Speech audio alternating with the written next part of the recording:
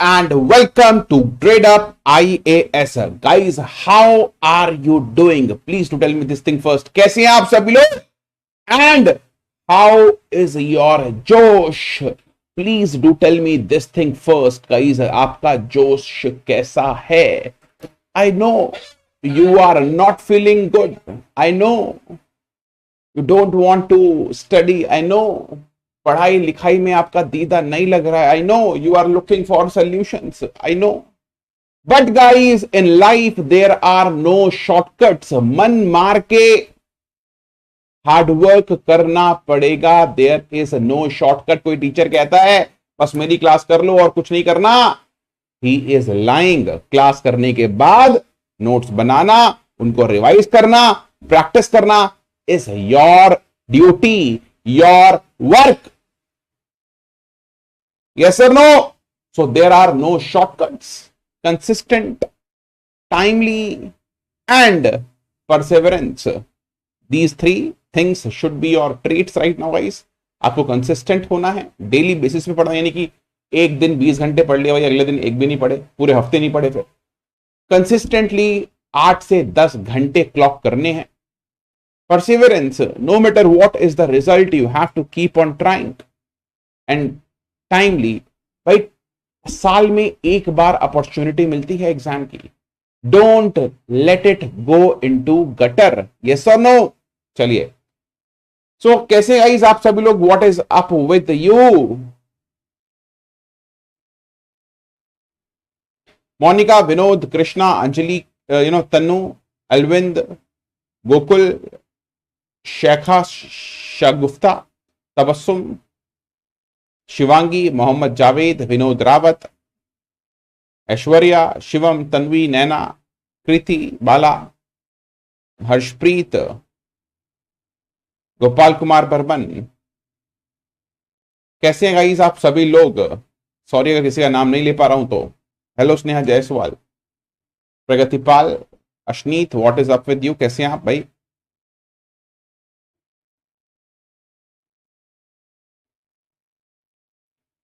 Hello guys, what's up. चलिए. So guys, without further adieu let's start this class. दोस्तों देखिए, सबसे पहली चीज तो ये है, आज के पेपर में एडिटोरियल्स काफी इंपॉर्टेंट थे. इन द मॉर्निंग मैंने बहुत सारों को बताया क्या क्या पढ़ना है क्या नहीं पढ़ना है. एक बार उस क्लास को देख लिया करो. डेली बेसिस पे आपको पेपर में क्या पढ़ना है. 9:30 AM पे क्लास होती है. Just take a look at that class as well. Now guys, the first news is about Kuthiran tunnel. Now guys, ये जो कुथिरन टनल है, this tunnel is a very important tunnel that is being created in Kerala. भाई इसके ऊपर construction अभी भी चल रहा है. बट गाइस, जो एक पार्ट है, एक हिस्सा है, half of the part is now open. अब ये न्यूज में थी तो मैंने आपको बता दिया बाय द वे. और इंपॉर्टेंट पॉइंट ये है कि ये पेची वजाहानी वाइल्ड लाइफ सेंचुरी से क्रॉस होती है. तो चलिए दोस्तों, शुरुआत में ही आपको मैं दर्शन करा देता हूं केरला के. So let's go and look at where this tunnel is. So this is the Kuthiran Tunnel Road as you can see.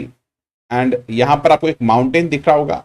इस माउंटेन को काट के guys, this tunnel is built in this wildlife sanctuary.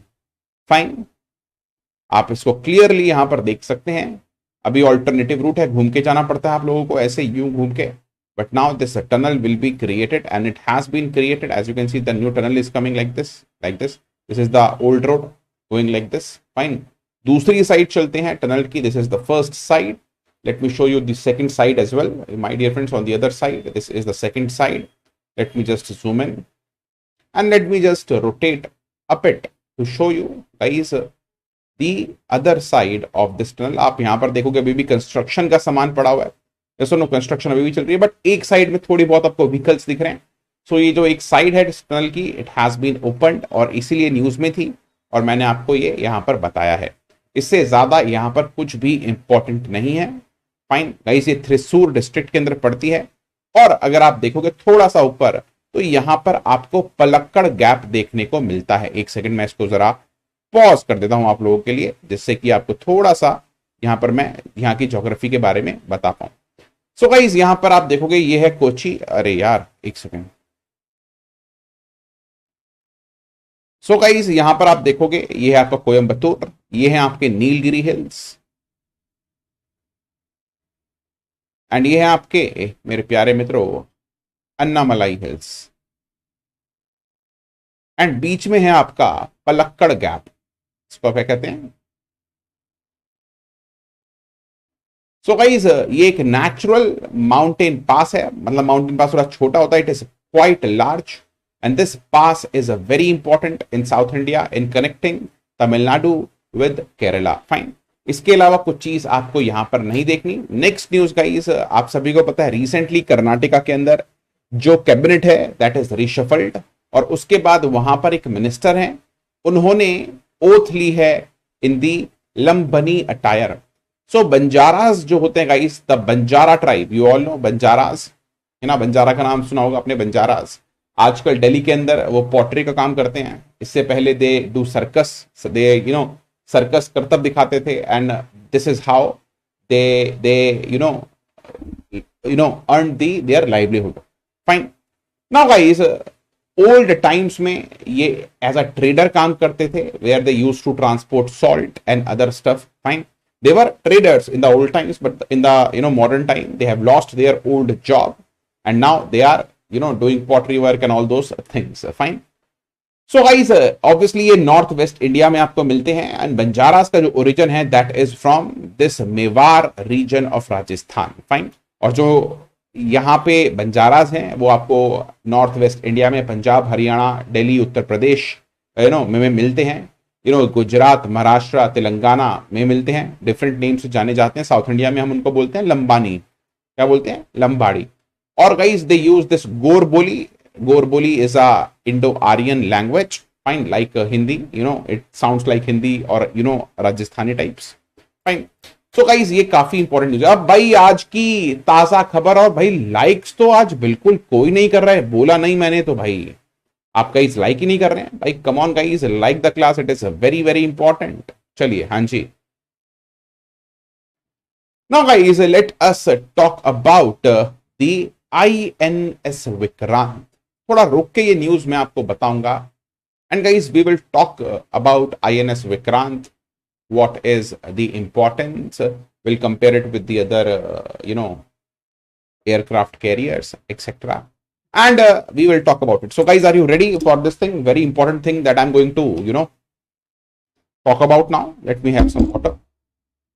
Buffering हो रही है क्या?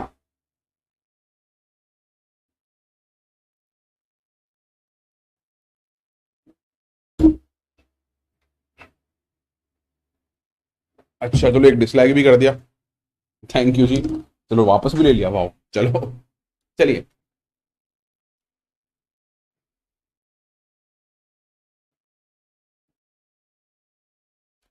So guys, INS Vikrant, also known as IAC-1, indigenous aircraft carrier, has recently sailed out to sea for sea trials. 2022 के अंदर it will be commissioned into the Indian Navy. अब guys अगर हम INS Vikrant की बात करें तो सबसे इंपॉर्टेंट बात यह है type of ship it is.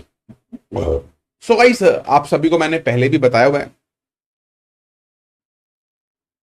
There are different types of ships in navy, types of ships in navy. Fine, तो आप देखेंगे you have a corvette, you have my dear friends a aircraft carrier, you have destroyer my dear friends. So different different types की आपको ships जो हैं वो आपको navy में देखने को मिलती हैं मेरे प्यारे मित्रों। You can look at this image that you can C on screen. कहीं थोड़ा सा मुझे भी यहाँ पर टेक्निकल लगता है कुछ इशू है, Tabassum was not wrong all together. हाँ, जस्ट अ सेकंड गाइस।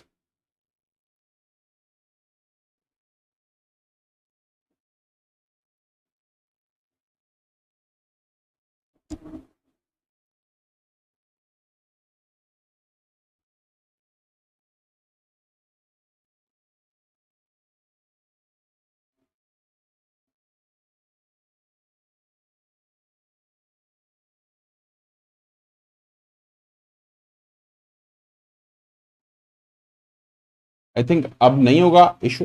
चलिए, सो मैं एक बार को पहले बता दूं किस किस टाइप के शिप्स होती हैं। You have the elephant of the sea named as aircraft carriers. You have the cruisers, destroyers, frigates, corvettes, patrol vessel, you know, surface combatants, marine warfare vessel and amphibious warfare vessel.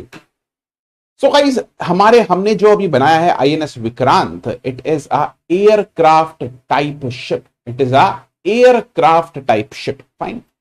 अब guys, this is a real image of INS Vikrant that is indigenously built. आप देख सकते हैं इसको, यहाँ पर बहुत ही beautiful picture है।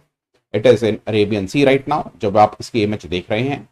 सो गाइज एक बार INS विक्रांत के बारे में जान लेते हैं। Who have manufactured it guys? It was ordered back in 2004 और 2009 से इसकी जो मैन्युफैक्चरिंग थी that was started by the Cochin shipyard in Kerala.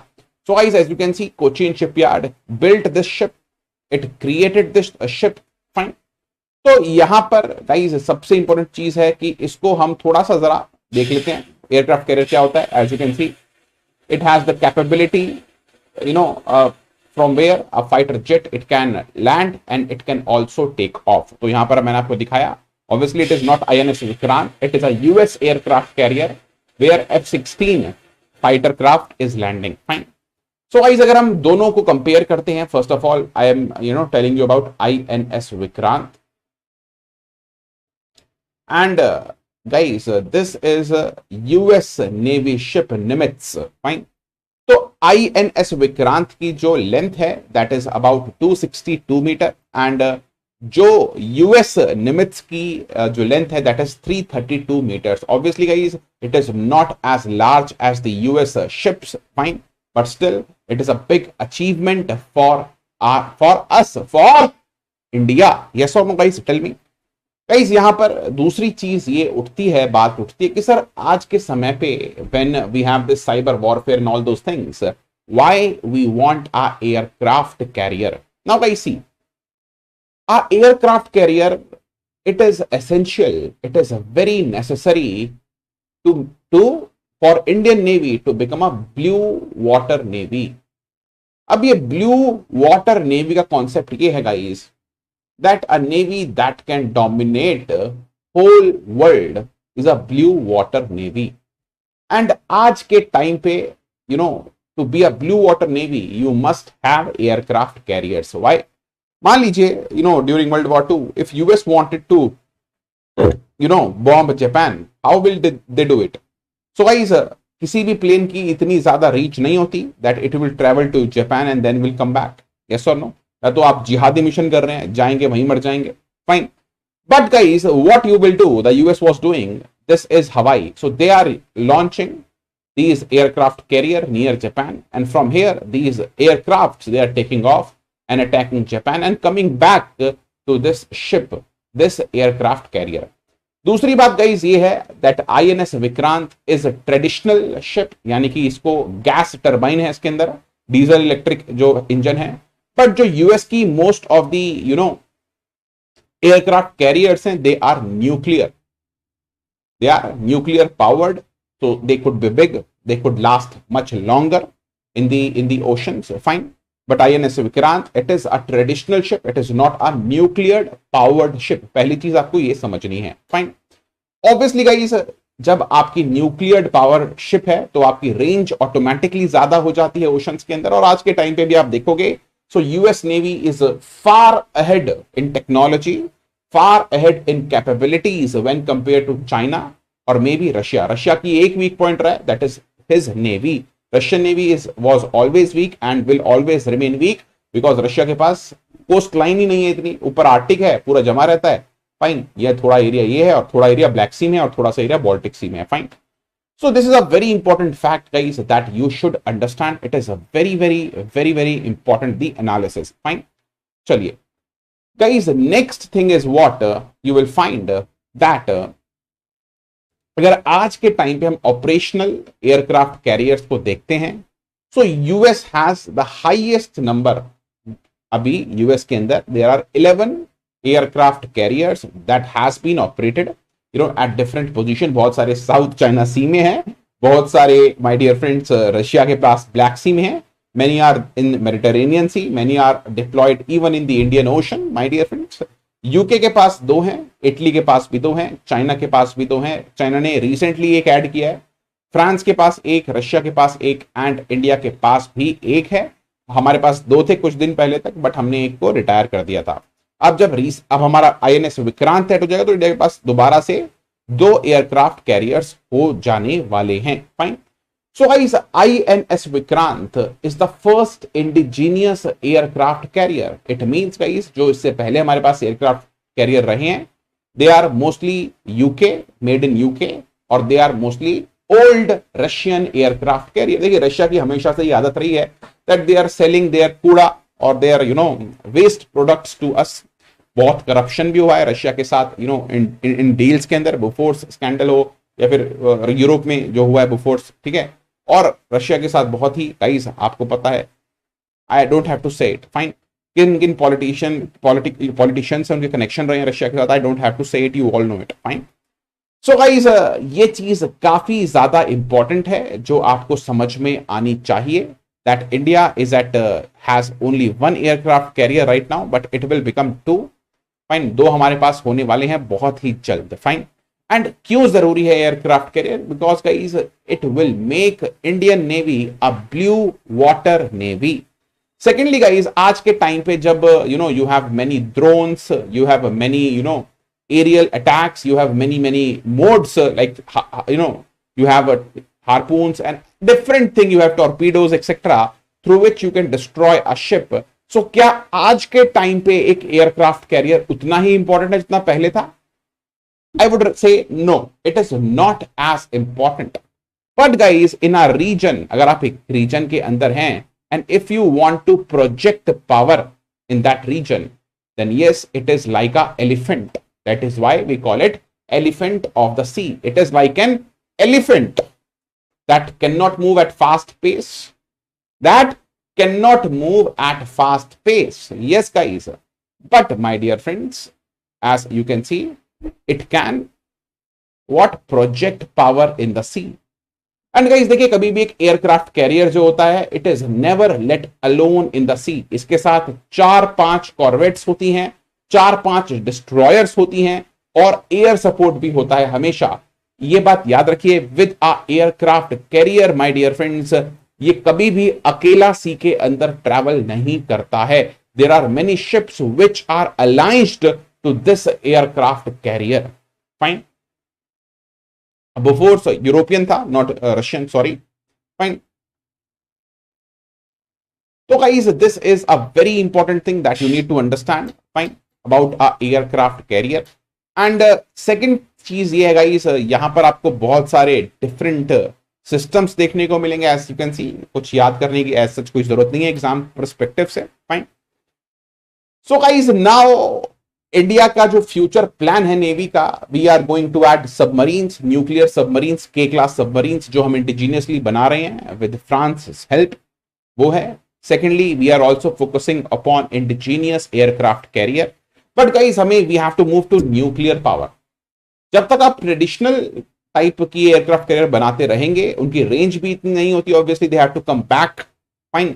और जो न्यूक्लियर पावर्ड एयरक्राफ्ट कैरियर होते हैं, फॉर एग्जांपल यूएस का जो है my dear friends, they are always at sea, they don't have to come for the fuel. Obviously आपको food के लिए आना पड़ता है, बट नॉट फॉर फ्यूल। और जो जो आपके ट्रेडिशनल एयरक्राफ्ट कैरियर होते हैं, they have to dock for both food and fuel, fine. So this thing it should be very much clear my dear friends, fine. चलिए भाई नेक्स्ट न्यूज के बारे में अगर हम बात करें, बात करते हैं एक्सरसाइज तलिस्मान सेबर की। सबरे नहीं है, दिस इज सेबर, फाइन। अच्छा ओके, सो भाई पाकिस्तान का क्या बता देते हैं भाई आपको, पाकिस्तान का भी। सो भाई पाकिस्तान के पास एक भी एयरक्राफ्ट कैरियर नहीं है, पहले ही आपको मैं बता दूं। और ना मैं सच्ची बताता हूं, मुफट हूं, वो बोलता हूं ना पाकिस्तान की औकात है एयरक्राफ्ट कैरियर को ऑपरेट करने की, बिकॉज काफी ज्यादा पैसा उसमें लगता है मेरे प्यारे मित्रों। और अभी वहां पे इकोनॉमी के बांधे हुए पड़े पाकिस्तान की इकोनॉमी के, ठीक है। And guys that is why Pakistan can not operate, yes obviously they can operate, obviously अपने जो उनकी पॉपुलेशन उनका पेट काट के they can operate just to show off, Pakistanis are very good at showing off, fine. So guys, that is the thing guys, it is a very expensive, it is a very very very expensive to operate a aircraft carrier. वो एक शहर होता है, it is a city, fuel cost, food cost, and अगर कुछ हो जाए maintenance and repair, it is a very very costly to maintain it. That is why we call it as an elephant. Elephant is a very costly to maintain and it just what, पुराने time में जब लड़ाइयां होती थी वो power project करता था, अपने पैरों से कुछ चल के थोड़ी बहुत सेना को मार देता था, लेकिन अगर कभी मेरे प्यारे मित्रों बम बम धमाके होते थे तो वो पागल भी हो जाता था और अपनी सेना को मार देता था.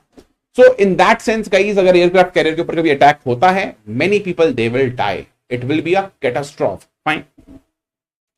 सो ऑब्वियसली जैसे ही मॉडर्न वॉरफेयर हमारा slowly we are transforming this the game of war, my dear friends, वैसे the importance of a aircraft carrier is obviously reducing, that is for sure. आजकल आप ड्रोन्स लॉन्च कर सकते हैं, आजकल फाइटर जेट्स की भी जरूरत नहीं है, ड्रोन्स आप लॉन्च करिए, डिस्ट्रॉयर से लॉन्च कर सकते हैं, इतने ड्रोन्स हैं जो न्यूक्लियर बम गिरा दे. यस और no? So what, obviously we are just projecting power in the Indian Ocean, in the Indo-Pacific. उसके लिए we require this aircraft carrier, और इसके अलावा भी हमारे पास एक और आएगा, उसके बाद एक और आएगा, तो 3 हमारे पास हो जाएंगे विद इन 6-7 ईयर्स. फाइन. चलिए अब आगे बात नहीं करेंगे. पाकिस्तान के आपका फेवरेट देश है, मुझे पता है पाकिस्तान, बट आप उसको याद कर ही लेते हो 2-3 मिनट बाद, है ना. चलो no issues. Exercise Talisman Sabre. So guys, ये जो एक्सरसाइज है it happens biannually between Australia, between USA and Australia. तो एक ये यूएस ऑस्ट्रेलिया एक्सरसाइज है जो बाई एनुअली होती है, 2 साल में एक बार होती है guys. And now Australia is very keen that India should join, my dear friends, this exercise. India को भी ज्वाइन करना है इस एक्सरसाइज को. That is what is Australia का ये मन है. And guys obviously if India joins this, India is showing its intent to remain in the group of USA with Quad, and it is obviously a sign to China, my dear friends, that yes we are coming. Indo-Pacific को free कर दो, वहां पर जो अपने 9 line का चक्कर चला रखा है उसको खत्म कर दो, और शिपिंग जो है, वर्ल्ड शिपिंग है, उसको थ्रेटन मत करो. तो this will be a very very important Q for China from India. तो गाइस देखिए, मैं आपको एक थियरी आज बताता हूं. भाई बहुत पुराने एक जोग्राफर रहे हैं जिनका नाम था मैकिंडर. उन्होंने ये बात बोली थी एक बार कि जिसके पास ये वर्ल्ड आइलैंड होगा, यानी कि जो रेड एरिया को दिखता है, a person, a country that dominates the world area will dominate the world. Fine. So guys, यहां पर मैकिंडर थोड़े से गलत रहे थे, बिकॉज ऑब्वियसली ये जो एरिया था ये रशिया के पास था, और रशिया ने यूरोप को काफी टाइम तक डोमिनेट किया है. रशिया वर्ल्ड पावर आया, आज के टाइम पे भी ऑब्वियसली वर्ल्ड पावर के अंदर उसको गिना जाता है. फाइन. बट गाइस थोड़े दिनों बाद ये जो इनका वर्ल्ड आइलैंड था, जिसको हमने हार्टलैंड भी बोला, ये थोड़ा सा चेंज हो गया. नाउ इन्होंने बोला in the second world war, during the second world war, that whoever dominates the North Atlantic will dominate the world. And guys, ये बात पक्की थी that US is in the domination. Yes or no? US ने NATO create किया. The NATO was created, as you can see, and hence guys USA is still dominating the world. But guys, ये जो heartland है, it is changing. Now it is going at Indo-Pacific. So guys, जो आज के समय पे Indo Pacific के ऊपर डोमिनेशन करेगा वो वर्ल्ड डोमिनेशन करेगा. And India is trying the same in the Andaman sea, Indian ocean area, and China is trying the same. Australia is trying the same as an ally of USA. Yes और no? So Quad जो है आपका, that is quadrilateral, जिसके अंदर Japan भी है, with India, Australia and USA and Japan. Guys, the focus is to dominate the Indo-Pacific. Dominate थी, ये बात बताया कोई आपको? Tell me. फाइन। सो किस तरह से हमारा हार्टलैंड पहले यहां पर था, जब जर्मनी ने भी डोमिनेट किया है वर्ल्ड को, रशिया ने भी डोमिनेट किया है वर्ल्ड को, यूरोप ने डोमिनेट किया है वर्ल्ड को, then it came to north Atlantic and then it came to here. अब इस टाइम पे ये क्यों था इंपॉर्टेंट, अगर आप सोचेंगे गाइस, उस टाइम पे एयरफोर्स नहीं थी, there was no air force, so this region was quite isolated. यहां पर आपको माउंटेन्स दिखेंगे, फाइन, यहां पर आपको माउंटेन्स से घिरा हुआ एरिया था, जहां पर एक नेचुरल फोर्ट था जहां पर आप अटैक नहीं कर सकते थे, and you can prepare here and then can dominate the world. But air force navy के आने के बाद obviously this has to change to north Atlantic, because US जो था वो काफी इंपॉर्टेंट कंट्री एक उभर रहा था, even Europe, the Western Europe, it was an important region, and now guys, Asia has become the hot pot of the world. Yes or no? So Indo-Pacific is a very important thing guys that you need to understand. Fine. So guys, ये चीज काफी important है, and guys आप देखोगे सबसे पहले इस word का इस्तेमाल जो था इंडो पैसिफिक यूज किया था कार्ल हॉशफर ने। सो ये पर्सन थे जिन्होंने first time Indo Pacific word का यूज किया था, आप देख सकते हैं। Fine. And my dear friends, फिर इंडो पैसिफिक रेल्म जो है वो बना, यानी कि वो जो रीजन है आपका Indian Ocean and the Pacific Ocean, I would rather say the western Pacific Ocean. Fine. So this is your Indo Pacific, you should remember this thing. And guys, ये क्वाड का जो कॉन्सेप्ट आया, it was introduced by Shinzo Abe, you all should know this thing, the ex prime minister of Japan. 2008 में उन्होंने सबसे पहली बार propose किया था, that the Indo Pacific it should be free, it should be a region of democracy, free shipping right सभी को होने चाहिए इस रीजन में, चाइना ऑब्वियसली चाइना को काउंटर करने के लिए। Fine. So this thing it should be very much clear to you. Quad के अंदर कौन कौन है सभी को पता है, यूएसए है, जापान है, सॉरी ऑस्ट्रेलिया है एंड इंडिया है। So guys, this is a very important thing that you should understand, and according to China it is nothing but NATO of the Pacific Ocean is Quad. So China is, NATO was created to counter Russia, and Quad is created to counter China, according to China, obviously. Fine. But Quad का एक मोटा मुद्दा ये है कि भाई Indo Pacific it should be free. What? It should be free. Finish. चलिए। So guys, ये है कहानी इंडो पैसिफिक की। चलिए बात करते हैं आगे, एक और काफी इंपॉर्टेंट न्यूज है, बात बताता हूं कोविड का आर नंबर क्या होता है। गाइस, आपने देखा होगा आजकल मार्केटों में चले जाएं यार, क्या हालत है, लोग मास्क नहीं पहन रहे यार, बताओ कमाल है, ऐसे ही घूम रहे हैं। जिमों में जाकर देख लो, ऐसे एक्सरसाइज कर रहे हैं, भाई कोविड है ही नहीं। सुट्टे पी रहे हैं भाई खड़े होके पान शॉप के आसपास, पान खा रहे हैं, थूक रहे हैं, वही जो पुरानी हैबिट्स थी इंडियन की, भाई जाती नहीं है, क्या करे आदमी। मैं भी परेशान हूं, आप भी परेशान है। People they are not adapting, and if you don't adapt you will extinct. Yes और नो? सो गाइस, कोविड-19 आने के बाद एटलीस्ट यार बेसिक जो हाइजीन है, you should not spit and not smoke in inside region है, किसी को यार समझ ही नहीं आती है बात है ना। I am very furious about this thing. Recently एक इंसिडेंट हुआ था, सो छोड़िए, that is I think leave it. So guys, बात कर रहे हैं हम कोविड आर नंबर की। अब आप देखेंगे कि केरला के अंदर आपने देखा होगा जो केसेस हैं वो स्लोली क्लाइंब कर रहे हैं।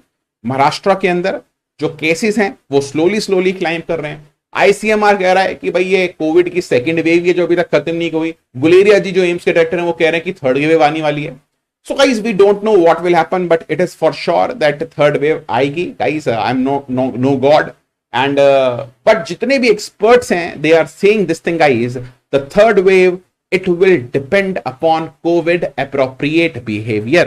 If you are, my dear friends, maintaining social distancing, wearing mask, using sanitizers, and all those things, then obviously, guys, there would be less intensity of this third wave. But अगर आप नहीं सुधरते, India नहीं सुधरता, third wave will be more, it will be more, guys, it will be very harmful for Indians. भाई सिर्फ 8% लोग जो है उनको वैक्सीन अभी तक दोनों डोज लगी है। फाइन। और दिल्ली में वैसी वैक्सीन की कमी चल रही है। सो गाइज, यहां पर अगर हम आर नंबर को देखें, आर फैक्टर को देखें, पहले ये समझते हैं आर फैक्टर क्या होता है। So let's count what is this R factor. R0, R1, R2 क्या नंबर्स हैं? सो गाइस देखिए, अगर एक पर्सन है जिसको कोविड है, as you can see in the red, मान लीजिए इसको कोविड है एंड इसकी वजह से कितने लोग हैं? 1 2 3 4 5 6 7 8, देयर आर 8 पीपल, और 7 3 एंड 5 8, एंड इनकी वजह से, इन भाई साहब की वजह से, जो पान भी थूक रहे हैं, सिगरेट भी पी रहे हैं, मास्क नहीं पहन रहे, कहते कोविड नकली है, यूट्यूब पे फालतू की वीडियो देख ली है, किसी की ऑल्टरनेटिव थ्योरीज जो होती हैं वो सब देख ली हैं, भाई कोविड बेवकूफ बनाने के लिए बनाया है एंड कुछ भी नहीं है, कोविड से कुछ नहीं होता। भाई मेरे से पूछो, मुझे होगा ना कोविड, जिसको हुआ है वो बता सकता है कि इट इज, भाई अब क्या होता है, ह्यूमन साइकोलॉजी समझो लोग बच्चों आप, भाई जिसको माइल्ड होता है कोविड, वो कहता है कोविड है ही नहीं कुछ। भाई आपको माइल्ड इसलिए हुआ बिकॉज आपकी ओवर और हेल्थ जो थी वो बेटर थी, आपके लंग्स जो थे वो अच्छे थे। मुझे बहुत माइल्ड हुआ, मैंने अपनी क्लासें ली हैं कोविड में, आपको पता होगा, डीसीए की शायद एक दिन की छुट्टी ली थी। बट जिसकी हेल्थ अच्छी नहीं है, इसको सेकेंडरी एलिमेंट है, उनसे पूछे what is Covid and how it can effect them, yes और नो? सो गाइस मान लीजिए this is a person like that only, and इनकी वजह से 8 लोग इन्फेक्ट होते हैं। सो ये जो आर नंबर है इट विल बी 8, सिंपल। यानी कि एक पर्सन से कितने लोग इन्फेक्ट होते हैं, अब ये लोग और 8 लोगों को इन्फेक्ट करेंगे, ये बंदा भी 8 को करेगा, फिर वो 8 और 8 को इन्फेक्ट करेंगे, यस और no guys?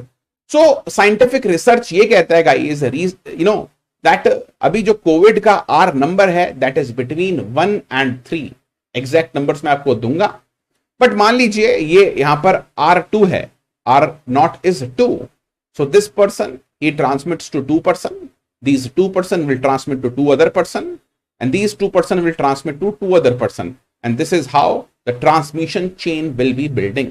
So this is known as your R number. अभी के टाइम पे WHO के अकॉर्डिंग जो R नंबर है वो 1.4 से लेके 2.5 के बीच में, that is a very very big number, fine. So guys, ये है कहानी that you should understand. It is a very important for you to understand guys, very very important, very very important. R number क्या होता है समझना, ठीक है?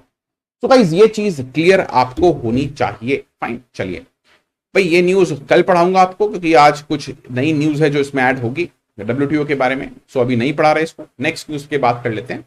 International solar alliance framework agreement. So guys, recently Germany has signed the International Solar Alliance Framework Agreement, fine. So recently कुछ changes आए थे ISA जो इंटरनेशनल सोलर अलायंस है उसके फ्रेमवर्क में। कई देखिए, international solar alliance was proposed by India in the Paris climate agreement 2015 में, और it is a international organisation जिसका हेडक्वार्टर कई गुड़गांव के अंदर है, गुरुग्राम के अंदर है, फाइन। सो एक बार मैं आपको ISA के बारे में पूरी तरह से बता देता हूं गाइस। देखिए, ISA का मेंबर पूरे वर्ल्ड में कोई भी बन सकता है, any country can become a member of ISA, that is international solar alliance, fine.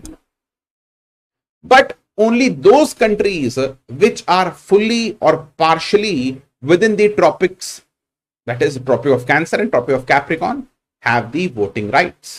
For example, India, my dear friends, is partially within the tropics, this region only, so India के पास voting rights हैं अभी। अजी हाँ यार, क्यों नहीं है? India has created this organization, fine. Yemen obviously पूरी तरह से ट्रॉपिकल रीजन में है, yes it will have. Pakistan, Saudi, no, can be a member but do not have the voting rights, fine. So guys, voting rights किसको मिलते हैं? Who are fully or partially within the tropics.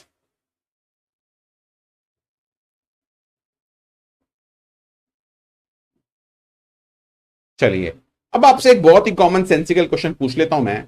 This is France, fine, this is France. Now tell me, France will have voting rights और not? सोच के बताइएगा।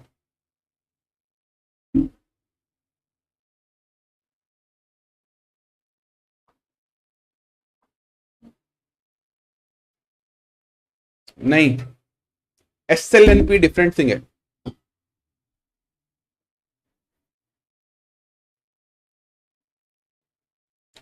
France will have the voting right or it won't have the voting right? Tell me.